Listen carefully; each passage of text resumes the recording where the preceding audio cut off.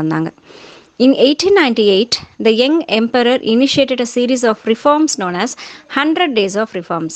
ஒரு சில விஷயங்கள் வந்து கொண்டு வராங்க, ஒரு சில ரிஃபார்ம்ஸ் வந்து கொண்டு வராங்க. அதுக்கு என்ன பேர் வைக்கிறாங்க அப்படின்னா 100 Days of Reforms அப்படின்னு சொல்லி ஒரு விஷயங்கள் வந்து ஒரு சில மாற்றங்களை வந்து கொண்டு வராங்க.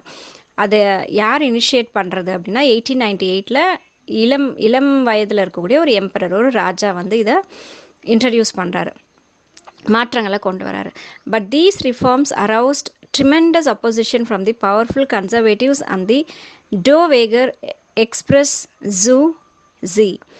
ஸோ இந்த 100 Days ரிஃபார்ம்ஸ் கொண்டு வந்தாங்க இல்லையா, அது வந்து யாருக்குமே வந்து பிடிக்காமல் போயிடுச்சு. இதனால் நிறைய உள்நாட்டு பூசல்கள் ஆரம்பிச்சிருச்சு. இதை எதிர்த்து நிறைய பேர் வந்து போர்க்கொடி தூக்க ஆரம்பிச்சிட்டாங்க. இந்த ரொம்ப கன்சர்வேட்டிவாக இருக்கக்கூடிய அந்த அங்கேயே வந்து ரொம்ப வாழ்ந்த மக்கள்லாம் இருப்பாங்க இல்லையா, அவங்கெல்லாம் வந்து இதை அப்போஸ் பண்ண ஆரம்பிச்சிட்டாங்க. எஸ்பெஷலி